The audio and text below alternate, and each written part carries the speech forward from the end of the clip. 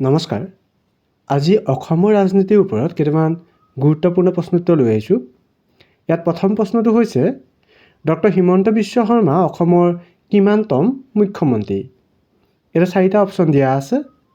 Option A দিয়া আছে 12তম, option B দিয়া আছে 13তম, অপশ্যন চি দিয়া আছে 14তম আৰু অপশ্যন ডি দিয়া আছে 15তম।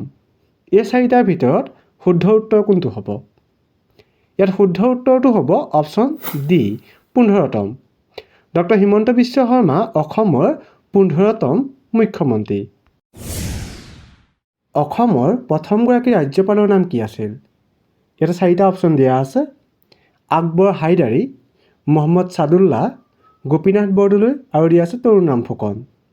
এই 4গৰাকীৰ ভিতৰত শুদ্ধ উত্তৰ কোনটো হ'ব? ইয়াত শুদ্ধ উত্তৰটো হ'ব অপশ্যন এ আকবৰ হাইদাৰী। আকবৰ হাইদাৰী আছিল অসমৰ প্ৰথমগৰাকী ৰাজ্যপাল। তলত উল্লেখ কৰা কোনগৰাকীয়ে অসমত 2022-23 বৰ্ষৰ বাজেট দাখিল কৰিছিল? ইয়াতে 4টা অপশ্যন দিয়া আছে। সৰ্বানন্দ সোণোৱাল, অজন্তা নেওগ, ডক্টৰ হিমন্ত বিশ্ব শৰ্মা আৰু দিয়া আছে বিমল বৰা। এই 4গৰাকীৰ ভিতৰত শুদ্ধ উত্তৰ কোনটো হ'ব? ইয়াৰ শুদ্ধ উত্তৰটো হ'ব অপশ্যন বি অজন্তা নেওগ।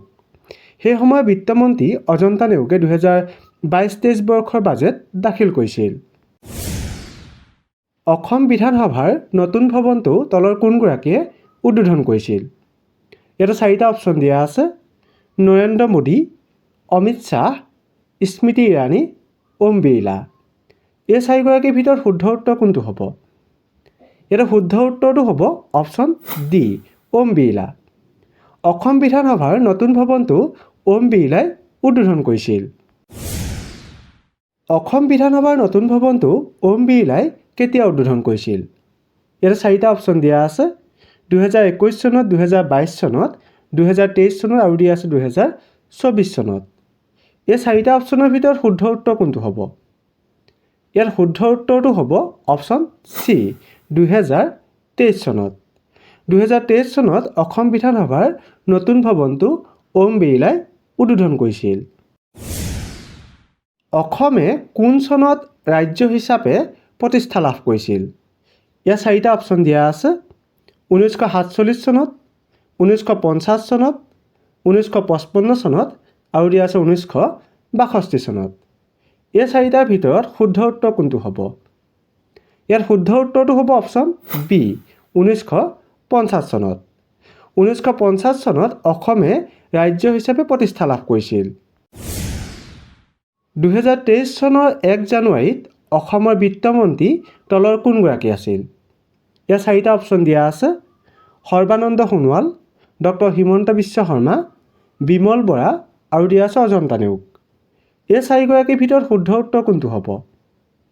ইয়াত শুদ্ধ উত্তৰটো হ'ব অপশ্যন ডি অজন্তা নেওগ। 2023 চনৰ 1 জানুৱাৰীত অসমৰ বিত্তমন্ত্ৰী অজন্তা নেওগ আছিল। লোকপ্ৰিয় গোপীনাথ বৰদলৈৰ পিছত অসমৰ দ্বিতীয়গৰাকী মুখ্যমন্ত্ৰী কোন আছিল?